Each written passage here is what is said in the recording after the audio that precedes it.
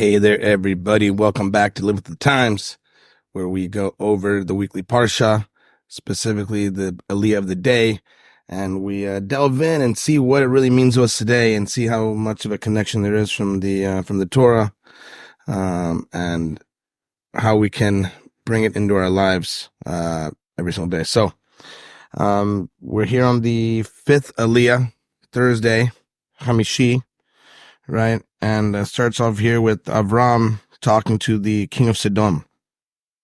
And they've just now conquered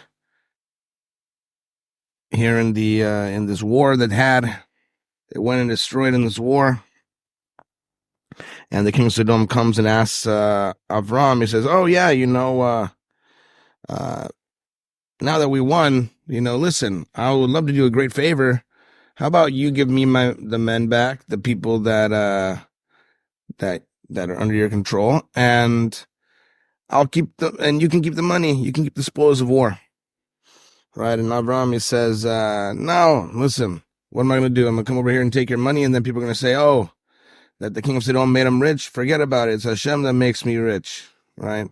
Specifically uses Hashem Kelel Yain, this name, which is an odd name in general that basically connotes judgment mixed with mercy.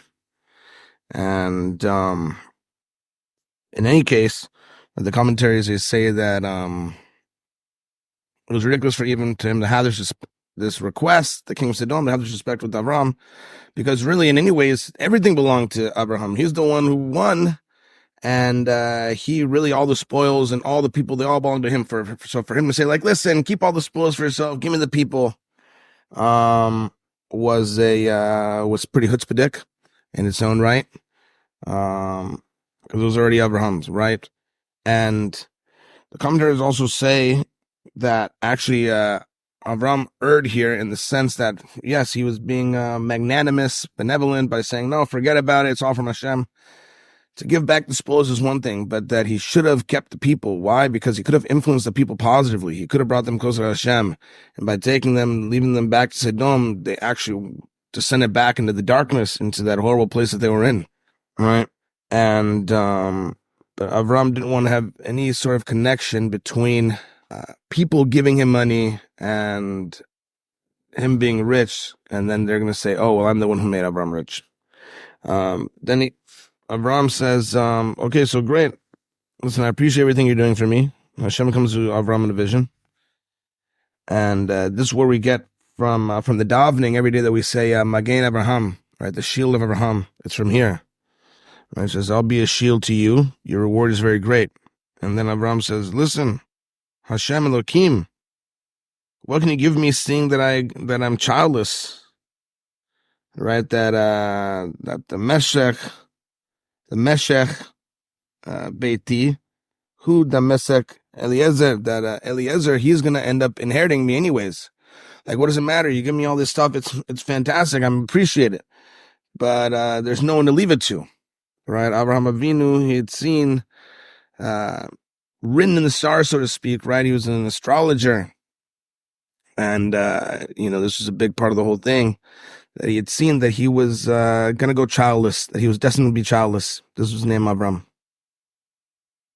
And so he was dependent upon this kind of this thing, right? And Hashem says, he says, no, that guy is not going to inherit you. Your seed will inherit you. All right? Vayotza eto hachutza vayome habet na hashamayma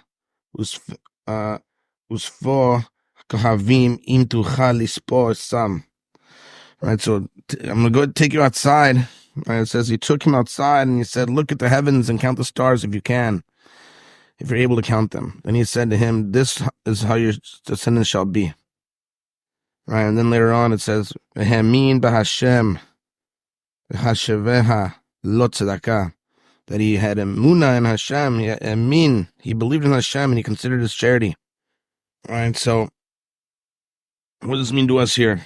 Right, it says that when God took him outside, he said, took him outside. Rashi says that God took Abraham out of this world and placed him above the stars. Right, remember the store Bed Bath and Beyond? Right, he took him to the beyond part. right? He took him outside and he was able to see the big things. You see, this Parsha has a lot of themes like this that we were talking about in the previous days about how Avraham Avinu was able to, has all of the characters, so to speak, for lack of a better term, in the Torah are archetypal. Abraham is that archetype of the monotheistic, God-fearing person, right? But also the person who was born into a regular world and found Hashem, and he's being pulled out. And we saw before how Hashem, we're talking about how really this it's telling us that we come into the world and we're coming and we're seeking, and we come with the Yetzer Hara, and the whole point is to pull it all out and be successful. Right, but as it says, right, that God took Abraham out of this world and placed him above the stars. That really, it says, the blessing of children that Avraham received from Hashem elevated him above the heavens, teaching that the Jews, Abraham's descendants, supersede natural forces. Therefore, they can always accomplish things that seem to be beyond their reach. God showed Abraham that his descendants would transcend the laws of the stellar system. They could attain levels beyond time and space. And then when he says that when he believed in Hashem and he considered his charity, it says charity reaches, right, that these are two aspects here, right, that with the Emunah, you can destroy idolatry. And with charity, we can also rise above that. These two things, Hamin v'Tzedakah, right, it's, that he believed in him and he's regarded as his charity. What he's really saying is that he had Emunah and he gave charity. And so, okay, right, so now how can we pull it together? What does this all mean to us? So in this world, it seems as though there's a certain natural order. And there is a natural order. And we can say, hey, I don't know, it's not in the cards for me, it's not destined for me.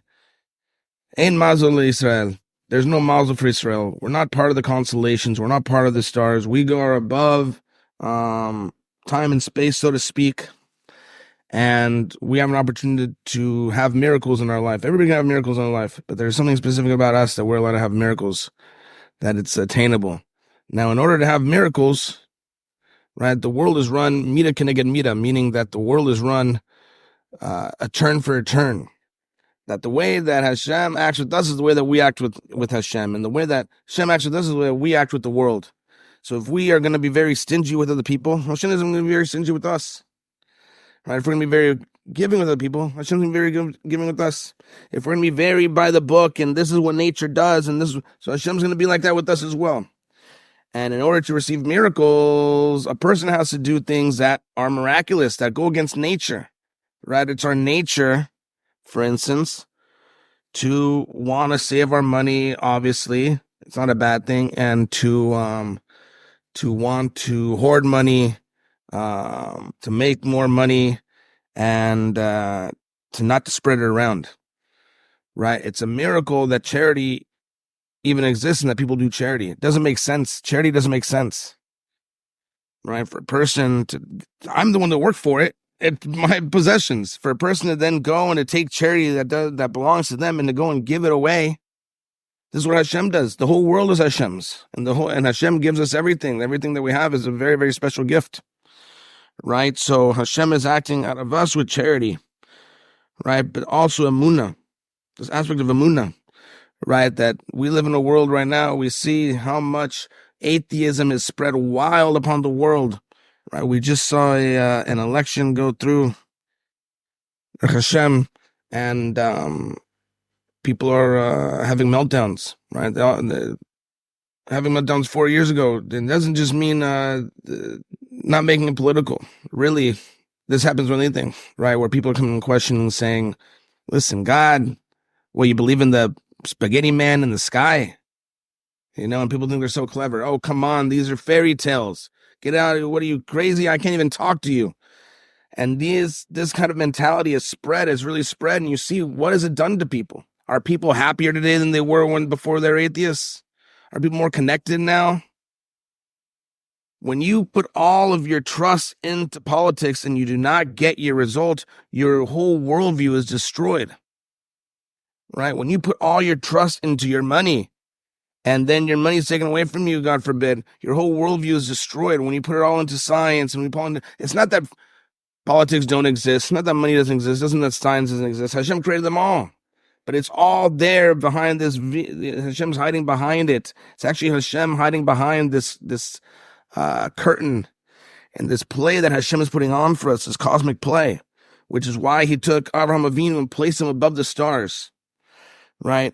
That he placed him really like not behind the curtain, but over on the side there where you could see that the whole thing's a play, right? Everybody is there watching the play and they're believing everything's real, everything's real, everything's real. And what he did with Avraham Avinu, he said, look, over here, I'm going to place you over here. You can see from the side stage, you can see, listen, there's a backstage. You can see that there's a whole production going on. There's lighting going on. There's all these people that are working so hard to make sure that the play goes on without a hitch. And then there's people out there that are just like, whoa, look at this. It's so realistic that they believe it's real. They forget that there's a director, that there's a writer, that there's someone who put it all together to make it for you. And so when a person encounters an apikoros, a heretic, he wants to pull him into the heresy. And there are Rabbi Nachman said that there are two types of heresies. There's heresies that we can respond to, and there's heresies that we can't respond to. There's heresies that are easily overcome, right? The person comes and they say something really, they think they're so clever and cute, right? And then there's certain things that a person just cannot delve into, except for huge tzaddikim. Otherwise, they get pulled into the muck. It's like quicksand that the person gets pulled in there, right? And Baruch Hashem, is in our faith tradition, is Jews, we don't just blindly accept everything. We ask questions, right? But it's always not 70 shema, right? First we believe, then we'll come to understand. This is the secret of the Jews as well. Not 70 shema. So we have questions and we ask questions and we don't have to be satisfied with every answer that we get. We're supposed to ask more questions, follow-ups, everything like that. But there's a certain time where there's a certain heresy, where there's a certain place where we just don't understand. Right? The classic one is, why do good things happen to bad people and bad things happen to good people? How does free will work if God knows everything but I have free will? But God knew He was not going to do it. How do those coincide with each other? These are the Rambam wrote all the books on this, the Guide to the Perplexed.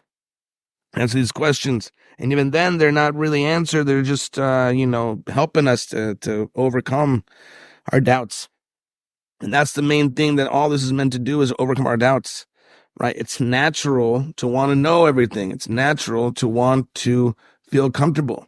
It's natural to engage in these kind of conversations and to think these kind of things. But you know what? This is the downfall. Rabbi Nachman said that there would be a huge wave of atheism. You talked about this 200 years ago, and you see now that it's exactly what's going on. So what do? A person has to have in these places, Rabbi Nachman says that this is like entering into the vacated space, that when Hashem created the world, in order for the world to exist, Hashem is everything. There could be no separation. So Hashem had to do a tzimtzum, constrict himself, so to speak, in order so that there should be a place, so to speak, where there could be an existence from nothing. So before there could be an existence, there had to be a nothing, that Hashem had to create a nothing, that there was an all. There was an all, and He had to create a nothing. And this is the vacated space. And from here, people can get stuck in there. This is where atheism and all these kind of heresies come from. They come from this vacated space. But the dichotomy is that Hashem is also in the vacated space. There's no place that Hashem can take it Himself out of. It was a creation, another kind of wall, another kind of curtain that looks even less like there's a Hashem there. And in this world, it's hard to see a Hashem, so even less of a Hashem there. But we know that Hashem is there, right? So how do we get through it? If we have to go from the world through the vacated space into Shemaim, above the stars, we have to have true Emunah.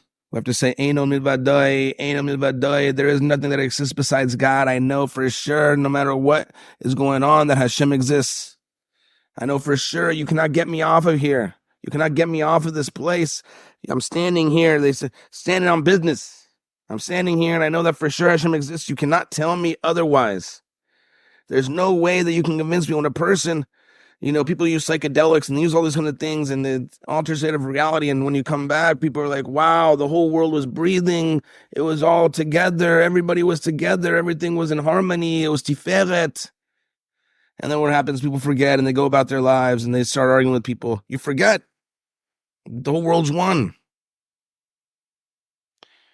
Right? So with us, it doesn't matter if we saw everything. We still would be programmed to forget. But once you have that in your mind, once you know that Hashem is there, you've seen the miracles. You know that the world is one. Even if we forget, there's a way that we can tap in. And you can say, listen, yeah, right now it doesn't look like it. But I know that for sure Hashem is here. I know that for sure Hashem exists. I know there's not a place, there's not a thing that Hashem is not a part of.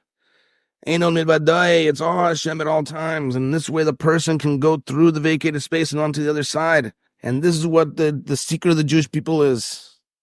Right, and this from even before the Jewish people, right? This Avraham Avinu, a person who has a thought of Hashem, who has a brain in his head, who can have these kind of thoughts. Thank God, Hashem is showing him that he has so much mercy on him. He really loves him, really believes in them, right? That anybody can tap into this. You just have to believe in Hashem, believe in one, Hashem Elokeinu, Hashem Echad. But in order to get through this place, we have to have Emunah. We have to have Emunah and we have to have Tzedakah. We have to have Emunah knowing that no matter what happens, Hashem is here and have Tzedakah and do something that doesn't make sense. Do something that's miraculous, right? Because it doesn't make sense to give away your money. And another thing is to have gratitude. If you have gratitude for everything, that doesn't make sense. It doesn't make sense for somebody to, for somebody else to embarrass somebody and the person saying, thank you Hashem that this person embarrassed me. That doesn't make sense. Right? So from here, we can see that this is the main way out, is to believe in Hashem, knowing that Hashem is doing everything, to not depend on human hands, not depend on the King of Sodom.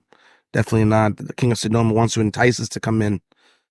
King of Sodom meaning the evil side, the opposite side, saying, listen, keep the men, I'll take the men, I'll take your soul, and you keep the possessions. It's not a good trade, right? I'll give you all you want, but give me your soul. Give me the thing that your very being. Ain't no midvadai, it's only Hashem. It's all a test. It's all is being sent from Hashem as well. So be zoiche to pass the test with Emunah, with Tzedakah, to go above nature, to go beyond nature, to go and do things that don't make sense, to go and do things that themselves are unnatural, so to speak, meaning they go against our programming. And this way Hashem's going to go against his programming, his natural programming, so that he can create miracles for us. We can see miracles in our daily life, to know that it's here. And this way we're going to see really all of us are living already that the time of Moshiach is a time of miracles, and that we are in our individual way can start bringing in Moshiach and start living a Moshiach life with Moshiach energy now. And this way every single person will be doing it, will inspire another person one by one. And this way we'll see that all of us are united together as one, Jews and non-Jews alike, with shalom and shalom bais for us in the entire world. Building the third Beis Hamikdash, Moshiach Tzidkenu, L'chaim. Bring home the hostages now. Thank you so much.